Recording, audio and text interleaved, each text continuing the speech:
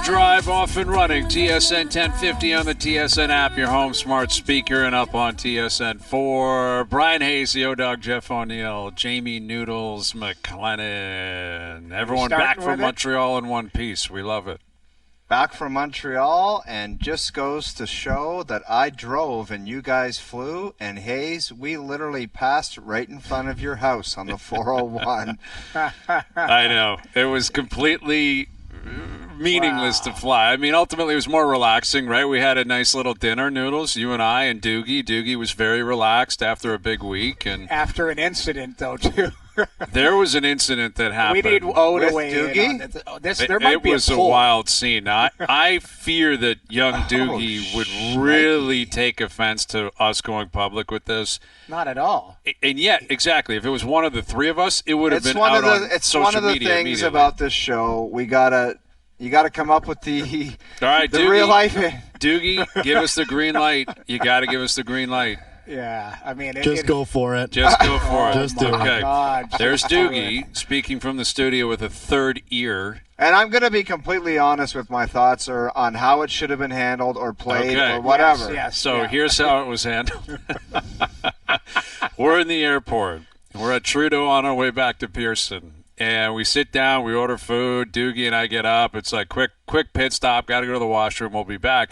Doogie's in front of me by 30 seconds, right? So he gets in there and, whatever's happening is happening. And I can see him. He's on his phone. And he drops his phone right into the go zone. I mean, it was a direct shot. And he picks it up, and I'm like, Doogie, that thing might need to stay in La Belle Province, man. And he sanitized that thing like it was going out of style. The amount of soap, the water, everything. But he put it down on the table when we got back. I said, Doogie, are you nuts? That's a ticking time bomb. That thing cannot be anywhere close to anyone else associated with this show or society, for that matter. Doogie could quite possibly have a horn growing out of his head by Tuesday. He may have a third ear developing as we speak. So this was into a urinal. He wasn't sitting down doing other things down into the real I still don't. No, Hayes, the way you described it, who's double fisting while you're taking a leak? Like he was on his phone. Listen, Doogie's got a lot on the go, and I'm not going to get into that because I can't speak to what kind of operation Doogie's running when he's doing his thing. But it was a direct shot. Like it was go zone right in there, and it's trouble. If we're going to be straight up here, it's fully worth a lie. And you say I need a new phone. I cannot go to the back to the well with that phone. Because it might take a day, it might take a week. You're going to make a call and put that thing to your ear, and your nose is going to go, I know what you did last summer. Do you know what I mean? Yeah. Well, Doogie, speak on it, man. Did you sleep at all this weekend? Is that phone somewhere in the Don River right now? It's right beside me. Okay. It's sterilized heavily. Dude, now you tell me this. How did you clean that thing? There was some hand sanitizer right beside our table, though, and I grabbed it and just wiped it down as much as I could. He carried it back to the table. But he brought the evidence back to the table. There was a lot of sanitation happening a ton. Inside. I can attest to that. Yeah. But I'm worried about you, Doogie. I'm really, really concerned. I hope I'm okay. But I hope you're okay. Just one word, disgusting. Yeah, that's there's all. really no other way to really describe that. But anyway, that's how we kind of left Montreal. I would say on a bit of a down note. It was a bit of a delay getting out. And I was right. I call him when I get on the 409. I'm on my way to the 401. He's like, I'm going right by your house right now. I'm like, well, I'm going by your house. It was basically a high five going eastbound and westbound. But good to be back. I'm disappointed we didn't stay for that game on Saturday night. And there's a lot to get into, Leafs Habs, but I will say this, the idea that the rivalry could be back and bigger, and I don't know if better than ever, but I honestly thought what had to happen first, and I still think this is imperative, is the Habs have to catch up competitively. The Montreal Canadiens have got to be a competitive team. Yeah. Yes, in order for it to really spark, they need to be a competitive team. But all hell was breaking loose. on Saturday night. That's what I like.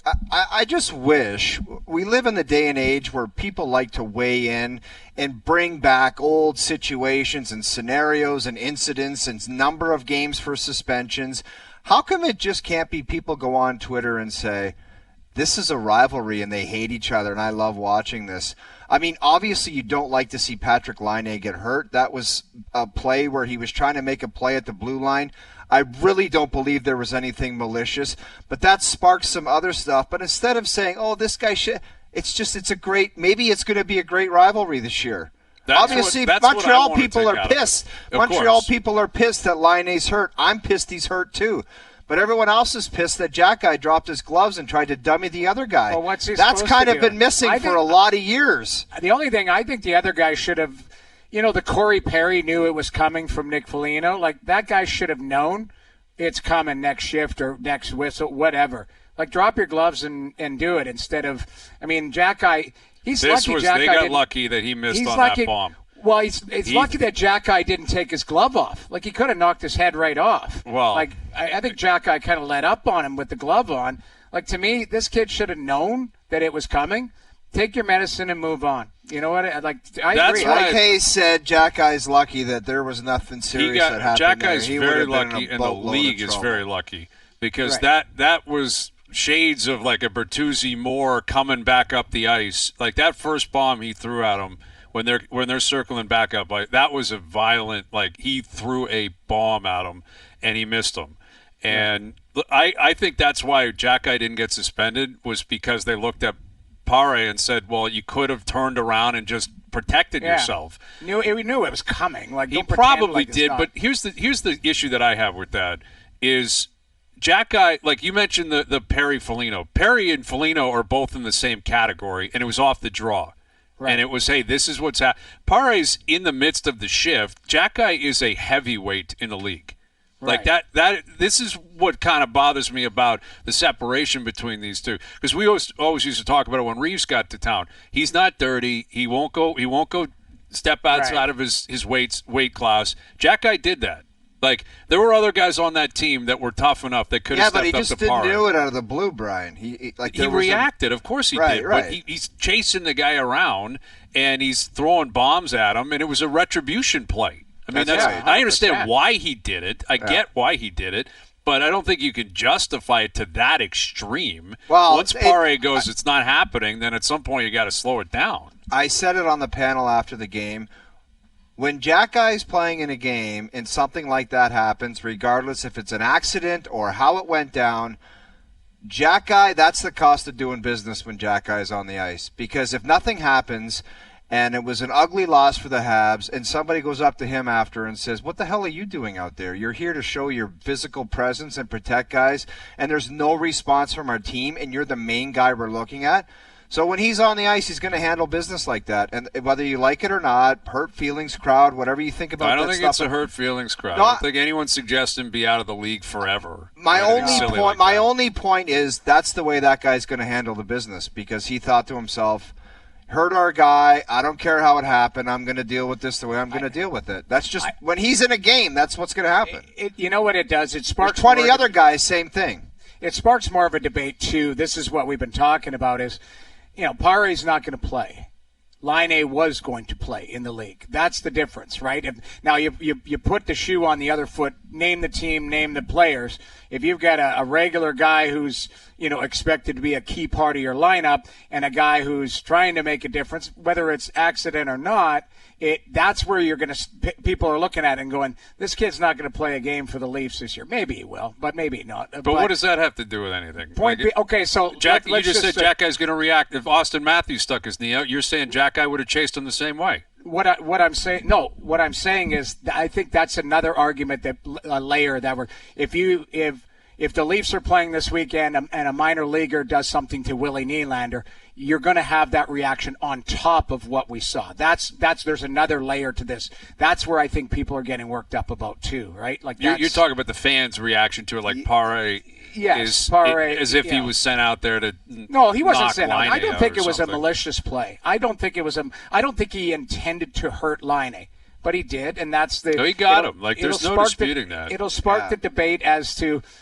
star players or players that are, everyday players getting hurt by non-everyday players. I just don't know how you get around that. I know. I look at it the same way as your stick accidentally swings behind you and hits somebody, and the ref says to you at the penalty box, you got to have control of your stick. Mm-hmm. I view your leg the same way. It's like you're going to take a guy's knee out like that. However you did it, you got to be in control of your body. Should have been a penalty, undoubtedly. Yeah, because 100%, it should have been. And it's maybe like kick him out of the accident or game. not, got to be in control of your body, and that's maybe something the league should learn here, because the refs decided we're just getting rid of Xhekaj because we don't need it. Right, he's fired up. He's going nuts.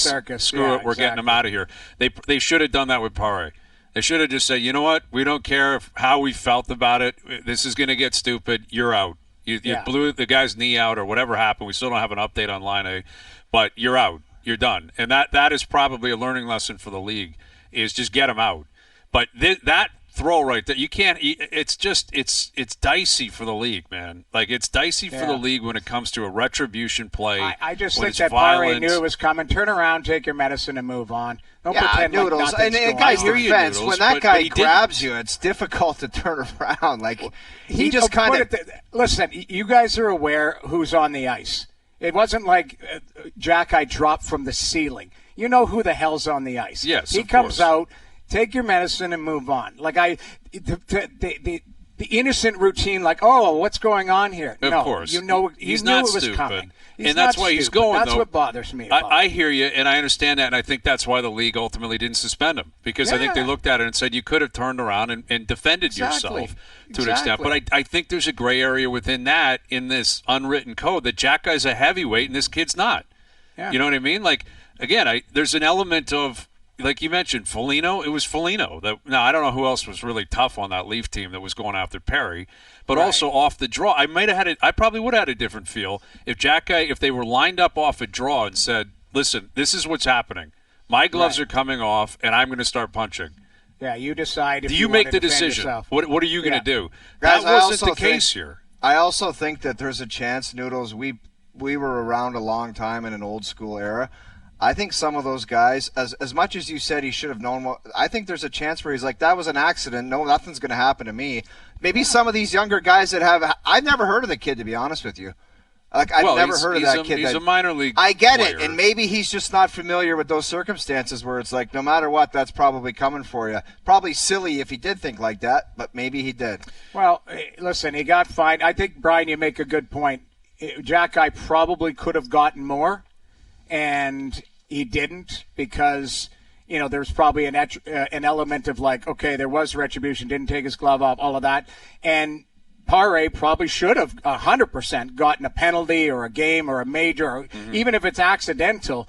You can diffuse the situation from a lot of different ways. Easily could have done that, and the refs didn't do it, and they should have done it, because it was a blatant penalty. He had his knee out. Like, he was wide when Laine was coming in, but he moved his leg, and he got him.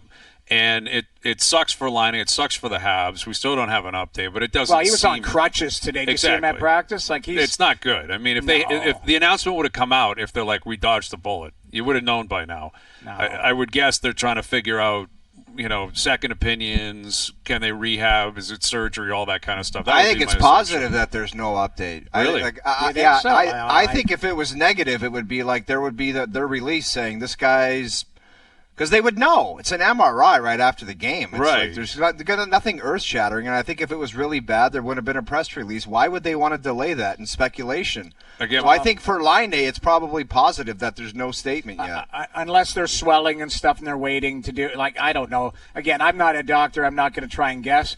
But for me, the longer they wait, I think the worse it is. Like, I'm more concerned that – is ACL, MCL, one of them is like 6 to 8 weeks, the other one's 9 months. Right, like exactly. Are we talking this guy may be missing the whole season? Yeah, I hope that's not the case. The season, that's disappointing. Yes. And you know what? Regardless of how it came down, the league lost a good player the other night, and it sucks. It's exhibition. That comes back to the argument of too many games, all of that. Like, you can't bubble wrap guys. What are you going to do? That's the thing, man. They're going to play preseason games. Like, guys, it sucks. Injuries are awful. Reinbacher left early.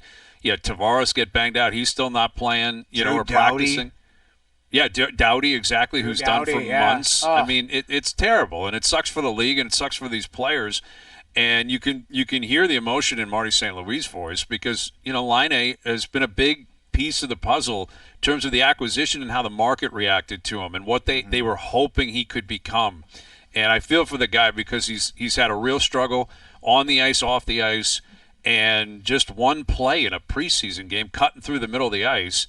Who knows how long he's going to be out? Yeah. And it's certainly going to be a certain amount of time. Like, undoubtedly, he's not coming out of the Bell Center opening night with the torch and all that kind of stuff. It's not going to happen. No. So how long is he out? Is it half the year? Is it the full year? I don't know. We're speculating at this point. But I understand where the Habs are coming from. I get where Habs fans are coming from. I would be furious, too. I understand the fury. I understand why Xhekaj's freaking out. I just, I think what also kind of got lost in all that was there were all these other fights. Slavkovsky's fighting and Anderson's fighting, and there were a bunch of actually really good tilts, and it was a lively night. I expected a 5-0 snoozer with that lineup that went to Montreal. I'm like, there's nothing to see here. Let's get through this quickly. Uncle Jeff's in bed by 10:30, and there's nothing going. There was fights and all kinds of. It was a lively night, man. It was. And the Leafs have 2 more preseason games still to go. Today, Willie was taking more line rushes as a winger, so now we're back in to try to figure out, is Nylander a center or is he a winger? And, Berube, I think, answered it appropriately, that it's a transition and it's tough. And yet, I don't like the way it looks. But that's exactly what it is. Yeah. They don't want to make the announcement that he's moving, but if you're committing a guy to playing center, centers don't just take line rushes on the wing. Austin Matthews doesn't show up and go, I'm just going to be the high man on the breakout here. That just doesn't happen ever. He may have gone to them, too, and said, what are we doing here? We got a good enough team, or, I don't know.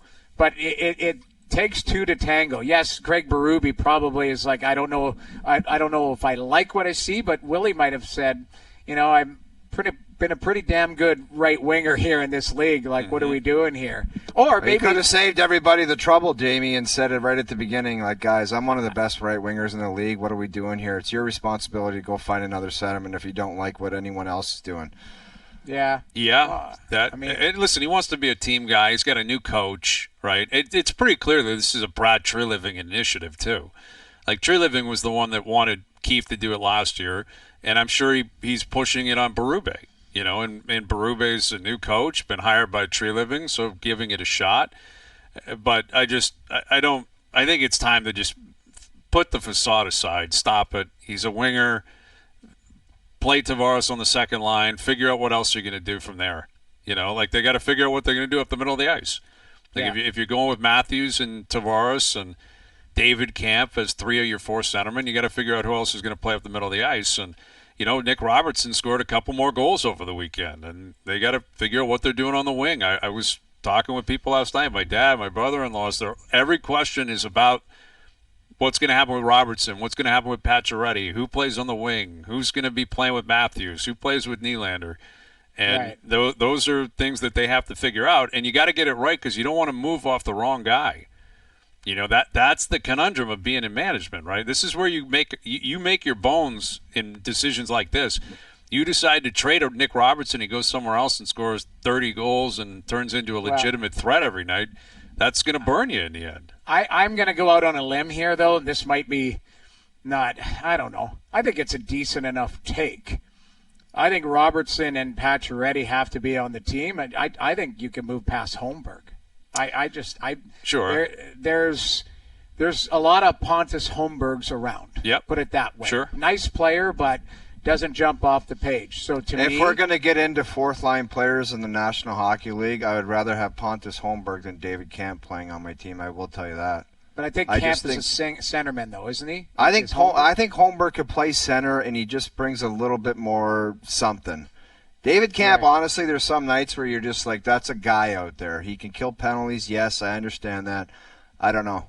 And there's the Ryan Reeves debate too. Like, is he just going to be on the team and playing 6 No, minutes? you're 100%. Like I think I would assume he is, sure. But then Steven Lorentz, is this just a PTO? I think Lorentz has to play. I think he makes the team. So there's too many guys. Like, that's the thing. You got McMahon, you got Nyes, you got Lorentz making the team. Like, at some point they got to make a call. So Lorentz, I don't think is through an injury or whatever he had. If you watched him in Florida, I know he wasn't an everyday guy in Florida, but he's a unique player. He's actually what kind of the Leafs, need and want. He's big body, can skate, he's physical. Like that's kind of like, I look at Holmberg, I look at Camp, I look like guys like that. They're kind of the same type of player. Mm-hmm. If you're looking to separate or trying to be bigger, a little bit tougher, that type of stuff, I think Lorentz is a guy that you keep. I think Pacioretty's a guy you keep, and I think Robertson's pushed himself into at least the conversation. Sure. To not, to keep or not be traded. Like, I don't know. There is. It's a healthy conversation. It's at the bottom of the roster. We're not arguing about it, I'm arguing about it. But it isn't, though, when you consider, what do you do with Max Domi? Is he a center or is he a winger?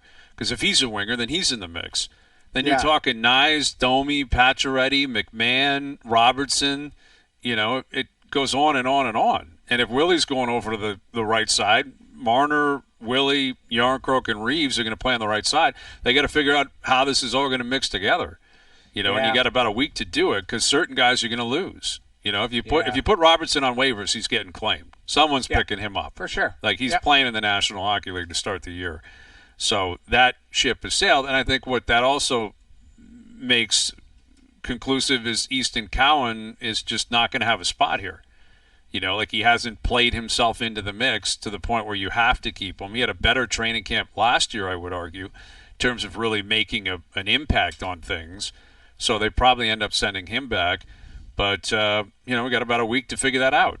And, more on this throughout the afternoon. The Jays, I was thinking about that, Jerry's. God. We did a Jerry's percentage in, I want to say, May or June, that they will finish below 75 wins. And I was high on it at that point. No, you were really? I was, that they would finish below, but I got to be honest. Coming down the stretch, fact check this guy, please. It was either a confirm or deny or a Jerry's. I think you were too. I think you and I were in the same boat. It was when they were losing a million games. There were injuries. We're like, these guys aren't going to win anything. And then they come into the final weekend of the year against not the worst. The White Sox are the worst, but one of the 2 or 3 worst teams in baseball, and they get swept and spanked at home. Dude, just embarrassed. I'm sorry. That puts a stain on. It does. Oh, like it was just. It does. And then you finish with 74 wins. 74 wins, and you get swept by a horrible baseball team at home to close out your year. Yeah, we'll see how it goes down, but I don't know. Most people that are responsible for that, they're not around after. I'm sorry. You're talking about hundreds of $1 million of not just sports, but business mistake that just falls flat, and it's like, you got to answer for that, man. People got to answer for that. Well, I don't know. It's an interesting time because it's being reported Shapiro and Atkins will speak tomorrow. So if they're speaking, that means they're not going anywhere. Probably not going anywhere. It doesn't guarantee anything on John Schneider's future, I guess. But we've said this how many times this year? Bottom 10 team, bottom 10 farm system, top 10 payroll. And been here for 10 years, haven't won the division ever, haven't won a playoff game. Like, it's a lot. Like, just take the people out of it, take the market out of it. Yeah, and just say that to somebody. If you just said those words that you just said, bottom 10 team, bottom 10 farm system, no winning, and been here for 10 years, they would say there would probably be new people taking over. Been here 10 years, top 10 payroll, bottom 10 team, bottom 10 farm system, haven't won a playoff game, never won the division. Like, that's just really tough to just on the surface answer for that. Very difficult to make a compelling argument how you're the guys that are going to turn this all around. And Gosman's popping off. He's all bent out of shape. And listen, he didn't have a great year. Gosman didn't help things. Chris Bassett didn't help things. George Springer was awful all season. These veterans that they're paying a lot of money to, they got to bite the bullet here too. They weren't that good. And they got to own a 74-win season. Agreed. So it's ugly. And then you get the Raptors doing their media day today. And today, of all days, Masai decides that it's a rebuild. Like, today's the day he uses that word, which I appreciate it because it's honest, and I think you have to do that. Just what be a honest deep with breath you must be able to take once you say that word. Right. It's just like but you're the free. It's like when I had to look in the mirror and I'm like, I'm just fat. Like I'm fat. Just own it. Then I was able to move on from there. Right. And then I moved on. Once you say that rebuild word, it's like, man, But you got have to that off accept my it. Exactly. Does he get the keys to the car to drive the rebuild? That's the Well, thing. this MLSE stuff makes it That's what I mean, man. possibly dicey. I don't know, but I appreciate the honesty, and we're going to play the clip throughout the afternoon. But I find the timing curious that it's the day one of media in camp. No better time. No I better guess. time, dude. I guess, but why not plant the seeds all summer? Why not let people know at the end of last year, hey, this is where we are. We're in trouble. And I heard the morning guys today on First Up that FanDuel has their win total at 29.5, which is like if you have a win total in the 20s, that is disturbing material, and that's the reality. That's where they are. So there's a lot of pressure on the Leafs here to bolster the civic pride of the city, man. Yeah. The pressure's on the Leafs here. Jays aren't in a good spot. Raptors aren't in a great spot. Argos aren't in a great spot. Toronto FC's not in a good spot. There's one beacon of hope.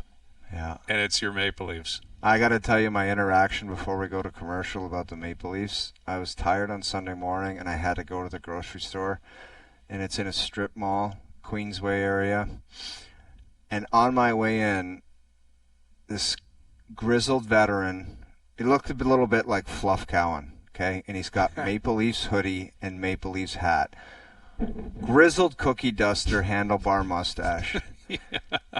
And he looks at me and he goes, last night, that was bleeping BS. So I'm like, you know what? I'm tired. I don't really feel like talking to anybody. I'm going to give him my 2 cents on the Jack Eye, the Laine, the hit. And I go through my little thing and he goes, what are you talking about? He goes, I lost my umbrella. I had it for 50 years and I lost the umbrella. That's why I'm pissed off. And I was like, I just walked away. How That's are why you supposed to address that problem? Yeah. No, Cares but about your I umbrella. didn't know what he was talking. I thought he was talking about that he had full Leafs garb on, and Yeah, he said, yeah, "What yeah. happened to me last night? It was just garbage or whatever." And I'm like, he wants to talk about what happened at the game or Yeah, whatever. of course. And then he goes, "That's not what I'm pissed off at. I lost my umbrella last night. I owned it for 50 years." And I'm like, "We'll talk to you later, pal." See you later, Fluff. Yeah.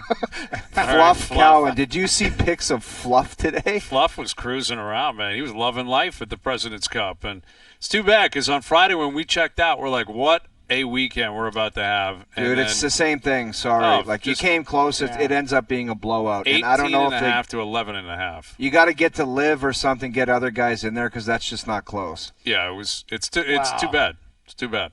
I mean, yeah, Saturday it looked decent, and then you're like, Sunday, I turn it on, it's just red on the left. You're like, It oh. was just painted red on the left side on the front nine. Shit. And you know what? You go to the core four: Scotty Scheffler, Morikawa, kind of Burns, and there's probably one other guy. Shoffley. Shoffley, yeah. Yeah, And it's Shoffley. like they were like 4-1-1, 3. Yeah. It's like you're not beating those guys. They're Shoffley going out was there. up 5 up on day, through 9. It's like that's over. There's a point in the bank, and it was done. Yeah, it's too bad because it felt like we were going to see something historic, and they were in it Saturday. To your point, everything was really close. It could have gone either way, but it goes 3-1 in the morning, 3-1 in the afternoon. It's 11-7. Pack your bags. See you later. Yeah. All right, more on that throughout the afternoon. Luke Wilson coming up. A double shot on the Monday Nighter tonight as well. Al's brother coming in with another pick. So wait, hold your horses. Let's see what Al's brother has in store. We got to get something going. It's mandatory. We'll have a statement, a joint statement coming up around 5:15. Overdrive continues. TSN 1050 and on TSN 4. Overdrive continues, brought to you by FanDuel, bringing you everything from the opening line to the final score. Absolute bedlam down in Atlanta right now, where the Mets and the Braves are playing a back-to-back, a doubleheader here to make up for games missed last week due to the rain after the hurricane. And the Braves were up 3-0 going into the 8th inning. The Mets put 6 on the board to take a 6-3 lead. The Braves countered by putting 4 on the board themselves to take a 7-6 lead. And then the Mets put 9 on the board in the 9th to win the game and punch a ticket to the playoffs. So the Mets are in. Oh, my The Mets God. are in. And now the Braves have to win the second game to get in. If they lose, the Diamondbacks are in. But this is crazy. Chris Sale, who's been unbelievable for them, has been scratched at the last minute with back spasms. He's out. Oh, no. Sales pulled the chute with back spasms. Joseph Wall, Sale. It's Chris Wall Sale here. And Grant Holmes is going to get the start. He started 6 games this year. Dude, can you imagine if Grant Holmes was nervous about today and didn't think he was pitching and just got sauced last night, and then Chris Sale comes over and says, by the way, dude, my back is flaring up here. Well, furthermore, are the Mets partying in between games? Now they punched their ticket. Are these guys that's true. What do the Mets care? They're probably just getting crushed in in their they don't clubhouse. care. In the clubhouse right now. They don't even care, but they probably should. It's a huge rival. Anyway, perfect timing. Here's our boy Keegan Matheson of MLB.com. Keegan, do you think the Mets are partying? Do you think they care about this game? Let me put it that way. Do you think the Mets care enough to really try and beat the Braves, knowing that the Mets are in the playoffs regardless of what happens with this game? I think out loud they'll say they're going to respect the game and respect the beautiful sport of baseball, and then the door will close and they will funnel 10 ice-cold Budweisers, fellas. That is, I think you're going to see a lot of backups. Maybe get some back-end relievers playing left field in that game. I'd be partying. Usually the Mets are on the other side of this crazy stuff, guys. This is their time in the sun. I don't know if it's going to be the greatest effort we've ever seen Game 2, but man, that was wild. Wow. No kidding. And, Chris Sale, back spasms last second. I guess it sounds like Anthopoulos is going to speak with the media before the game. How often do you see that? When you got a do-or-die, game 162, starting pitcher, your stud, your ace, pulled late, and the GM is going to come speak to the media before the game even comes to an end. Yeah, speaking to the GM is a rare thing for me. So seeing a GM do that in between games is awfully interesting. Anthopoulos is obviously a guy who is not afraid to be out front and center. There are times where the manager should be the guy talking, and there's times where somebody else should be talking. And I think this is one that Anthopoulos is doing well. But, man, I know Chris Sale has dealt with these in the past, but it's got to be locked up on him. And like you said coming in, maybe if the other guy had a couple of beers last night, maybe that helps.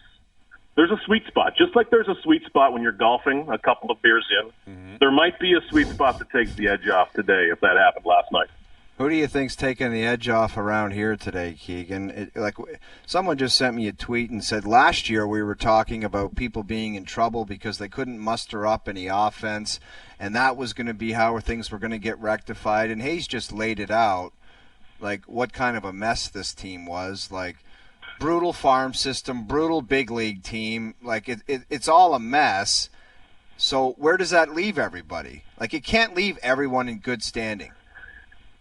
It leaves the team back in the same place it was a year ago, and that can't keep happening. These years are valuable. These are Vladdy's years. These are Gosman's years.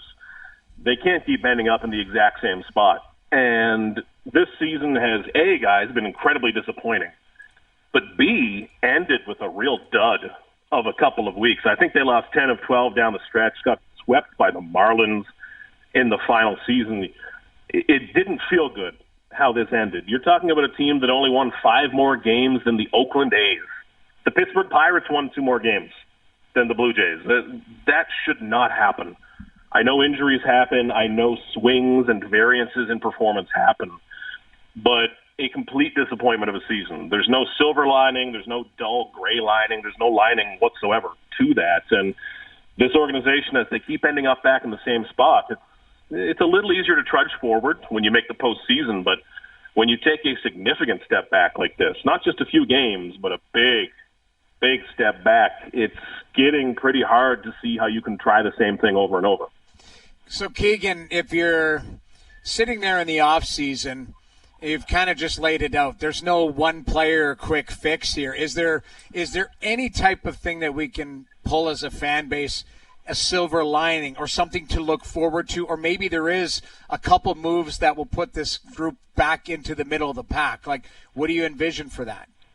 And so much of it early on, guys, is going to be incremental. You're going to hear the same things on Wednesday, that a lot of guys internally can get better. Some young guys can help out. The Blue Jays need stars. They need guys that are going to change the ceiling of this team, that are going to change the trajectory of this organization. So getting a little bit better at second base, getting 2% better at third base. That's a start, but something bigger. And a couple of big things need to happen. And I think that needs to come from being aggressive in the open market, guys. Free agency is part of that. I think the trade market is going to be the biggest opportunity, frankly, for the Blue Jays. And we've seen some pretty similar off seasons. Guys, we keep talking about stuff happening the same way over and over. You got to break the habit if the result is not changing. We've seen the Blue Jays have the same type of offseason where they go out and sign a veteran DH in Brandon Belt or Justin Turner. They go get their Kiermaier, their Kiner Falefa, some veterans who are solid and who I like as ball players. But the ceiling, the potential of this roster hasn't changed all that much. They have not chased upside, and I think they need to go find that. They have not done a good enough job of developing it internally, which really, when you dig down into the roots of this, is the big problem. But they're going to have to target more upside and take on more risk because this approach has not been working, obviously. Yeah, and that's where it gets to, you know, the head of the snake, so to speak, which would be Mark Shapiro and I guess by extension Ross Atkins, and they're both going to speak tomorrow. What does that say to you, Keegan, that they're both going up there together, kumbaya, and they're both going to speak together? It's interesting. A lot of teams choose to do their end-of-season avails with the media. That is right after the final game. Some do it immediately after. Even leaving the stadium last night, just a step inside media here. We weren't aware of when it would happen. And it's Wednesday, right? Sorry, I said yesterday. It's Wednesday morning. You did scare me a little bit there. Yeah, I got that wrong. It's Wednesday. The moment the season ended, the next few months are just a blur for me. So I need to know when to wake up. But Wednesday morning, to see them both on the list, that certainly suggests that both are continuing in their current roles. We'll hear and learn, I am sure, a lot more that morning. It begins 11 a.m. Eastern. Beginning at that point, I think Shapiro and then Ross Atkins. But waiting on a time and waiting for a hint from that, and if there is any hint to take, I don't think people talk the day before they are about to get moved out of the city. It obviously points in one direction, and it's an interesting direction. Keegan, I got to be honest with you. I'm dreading the nonsense answers because both gentlemen, as much as they've been good to us and come on the show, when they're under the gun and have to answer questions, by the time the answer's done, they're in a completely different direction. You forgot and maybe that's part of the plan. But I find it to be nonsense. Like, they don't straight up. If the question is, how do we get better, it goes into some nonsense about internal improvement and blah, blah, blah. And it trickles, like, it just goes into a web of answers. And you're just like, I don't even know what the hell the guy just said. Like, do you think they're going to come out with the heat tomorrow or what? I would take the over on syllables for sure. It's a strategy. You're right, O-Dog. It's a strategy that they use and that a lot of executives use in sports. It's crazy, though. Letting something explode in one spot, you spread it out.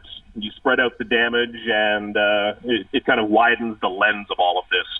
I think if there's ever a time, my goodness, to change that message, it's right now. To get to the point of what went wrong, why it went wrong, whose fault it was. And that's not, having a stake and really trying to drive something home for the sake of being angry on a podium. But I believe it's also the value of recognizing a fan base, guys, that are tired of this. The entire existence of pro sports is because people care about it and people pay money and go to those games. And you didn't see much of a decline in attendance this year, because a lot of folks buy those tickets in February, plan a family trip around it. Mm-hmm. Next year, you're going to see it more noticeably. And I think that connection to the fan base is extremely important. And more than ever, fans are going to want to see something out of this, some fire. And I think a lot of them are going to be saying what you said. They don't want to hear the same old answers, the same kind of scattered assessments of what went wrong, because it's happening over and over. Well, Keegan, as of Wednesday, we'll, I guess, chat with you, a couple months from now, maybe at the winter meetings. I'm not sure where this goes for us, but it's going to be intriguing to hear what they have to say on Wednesday. I think we kind of have a feeling of where it's going. But it was a grind this year, but you covered it as well as anyone could. Appreciate your service. Thank you for this, Keegan. You got it, fellas. 2 more days. All will become clear. We'll talk soon. You got it. Keegan Matheson at MLB.com.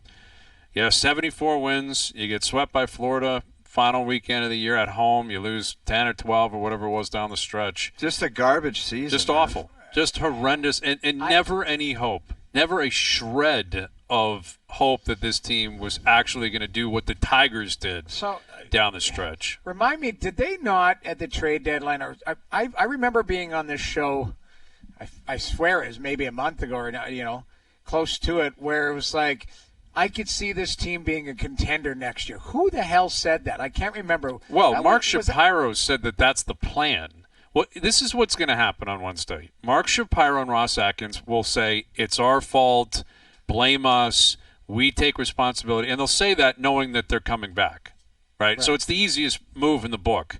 Don't look at anyone else, blame us, we're responsible for this team, we take it harder than anyone else. All those cliches are going to be spewed on Wednesday. That's what's coming.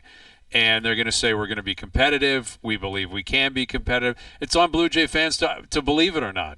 And I think they've used up their 9 lives. But injuries is going to be just... Injuries will be a part of it.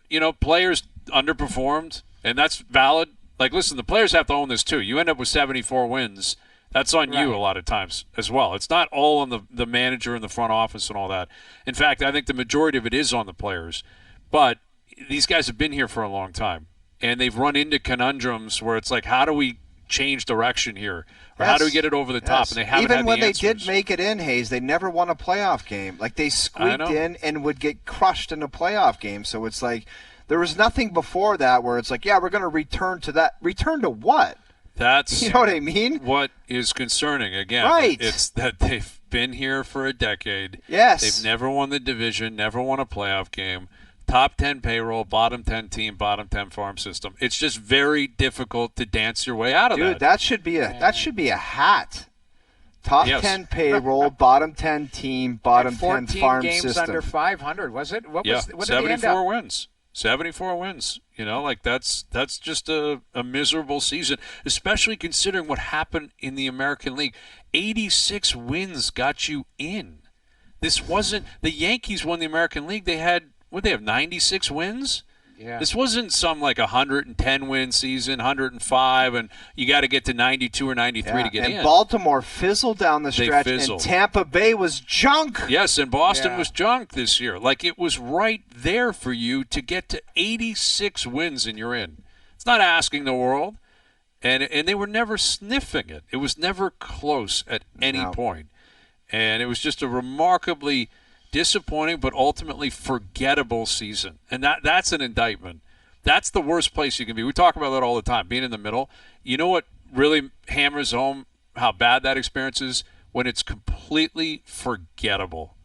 And that's really what it was. Vladdy had a good year. Bowden Francis was a cool story. A couple of other things popped up. But ultimately a very just play it out and go home season. And that's as bad as it gets, especially from a marketing standpoint. All right, Luke Wilson in 15 minutes. Al's brother and I want to address the elephant in the room. We will do that.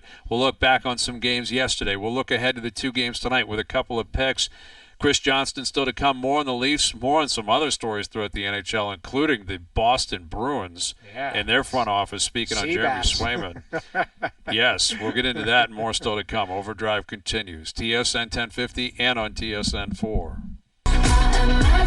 All right, don't forget to make your prediction for First Up's Monday Night Jackpot. You head to tsn1050.ca and predict the score and winning team of one of tonight's games, either the Titans versus Dolphins or Seahawks versus Lions, and you only need to predict one game, and you have until 7 p.m. tonight to make your prediction. If you're right, you could win the jackpot, which currently sits at $1,250. Love it. No one wins, we'll add another $250 to the pot for next week. Full details at tsn1050.ca. Week 4, been a lot going on in the NFL, man. A lot going on in the NFL. I will say that Baltimore Ravens team, they looked mighty good last night. I got to tell you, that's where you guys lack, because you guys are honestly, I'm sorry, I don't want to be rude. It's like amateur hour where you're like, oh, Bills, they're so good. It was your pick. No, dude, you picked the Ravens. Dude, I get it. I'm just talking about my partsy and how he thinks ahead of things. He's like, he carefully dissects it.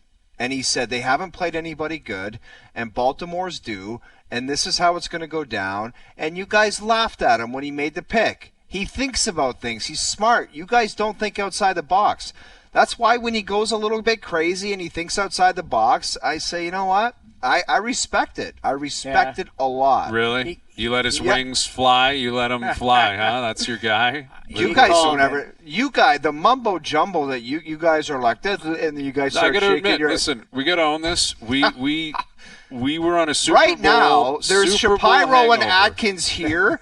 You two right here. No. Super Bowl Yes. hangover. We didn't take the regular season seriously enough. Honestly, That's let on me. Farhan and Naylor take over for a week for you guys. I think it's That's a on week me. Dude, it's Okay. a week suspension. Farhan and Naylor make the picks for you guys. No. It's been that bad. Not happening. It's It's- week 4. Like, Noodles, can not you speak done. to this idiot? It's Yeah. I'm 5 asking games my into a partsy season. if he thinks it's reasonable for Farhan and Naylor to take over for a week, and you guys sit down. It's like the Ryder Cup or the President's Cup. You got your we're Homa and Minwoo Lee. I'm Minwoo Lee. Is that what you're telling me? You are Minwoo Lee, Homa, and Harmon. You got to Yes. take a break. You How gotta about take a- Minwoo Lee flying from Australia for 2 matches and see you later? Thanks Tara for Banks coming, asked Minwoo. him, she was like, did you want to play a little bit more? And he looked at her and he goes, of course I did. Yeah, great question. Appreciate that. All right, hour 2 coming up. Overdrive continues. TSN 1050 and on the TSN app.